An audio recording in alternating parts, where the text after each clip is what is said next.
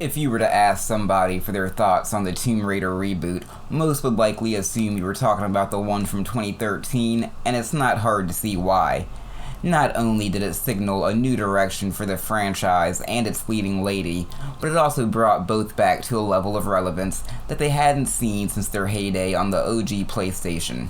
However, what a lot of people tend to overlook is that 2013's Tomb Raider was actually the second attempt at rebooting the franchise. See, while Lara Croft had instantly established herself as one of gaming's most recognizable icons, by the turn of the millennium she had fallen on hard times.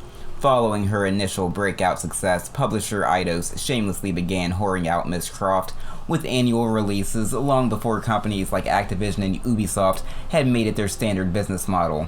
And while things started off strong, it didn't take too long for the law of diminishing returns to set in. Now, to their credit, Eidos did recognize this and would give developer Core Design 3 years to work on the series' next-gen debut.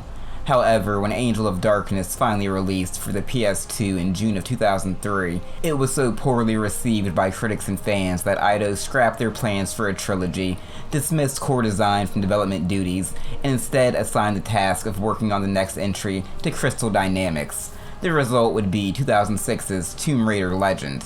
Legend is usually pretty well regarded by the Tomb Raider fandom. It didn't instantly restore Lara to her former glory, but it did a lot to help stop the bleeding after Angel of Darkness had nearly killed the series off for good. Yet despite being a fan of it at the time, in retrospect, I've got some mixed feelings toward Legend. While I can't deny that it gave the series a much needed facelift and was far more approachable for newcomers, there's a part of me that can't help but feel like Legend marks the exact moment that Tomb Raider lost a core piece of its identity. No pun intended. But let's start off with the positives though, and one of the best things Legend has going for it is its characterization of Lara, who I consider to be at her peak here. I mean, when I think of Lara Croft, this is the version that first comes to mind. Well, actually, this is the first thing that I think of, but let's try and keep this somewhat PG. We try not to sexualize her. Anyway, this era of Lara has always been my favorite, and a large part of the reason for this is that Crystal Dynamics brought back her creator Toby Gard, who had parted ways with the series after the first game. She's just as sassy and adventurous as she was in the classic titles, but Gard also heavily leaned into her status as a bona fide action hero, and I'm all about it.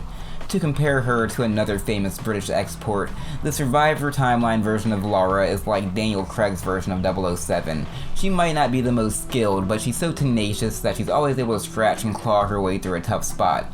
The Legend version of Lara, on the other hand, is a lot closer to Pierce Brosnan's take on 007. She's in total control of every situation, eager to dive headfirst into danger at a moment's notice, and always looking absolutely impeccable while she does so. Gard also smartly decided to reimagine Lara's origins by having the mystery behind what happened to her mother serve as one of her primary motivations.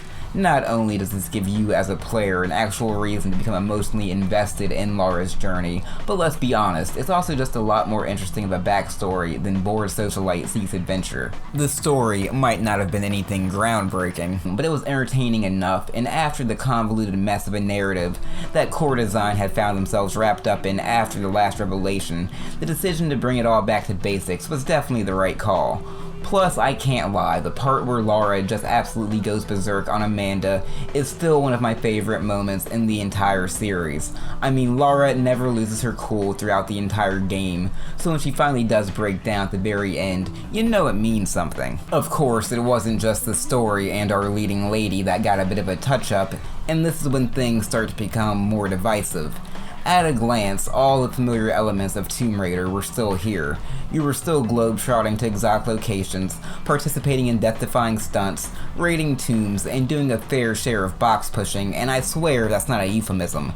Yet despite these surface-level similarities, playing through Legend felt like a completely different experience than Lara's earlier exploits. The first thing everybody noticed was that Crystal Dynamics completely revamped the central gameplay, abandoning the grid-based movement system that defined the series since its inception, and replacing it with a much more standard control scheme. Now, I don't really have a problem with this change. I know a lot of old school purists hate it, and I'll admit that there is a part of me that misses the tank controls, and I even made a video arguing why I think that style of gameplay still has its place today. But at the time, the series absolutely needed to switch things up when games like Prince of Persia, Eco, and Sly Cooper were making it easier than ever to just do what you wanted. The old control scheme was definitely feeling antiquated. The new system also allowed for Lara's acrobatics to be far more visually impressive than ever before, which again just reinforced her status as this badass action hero.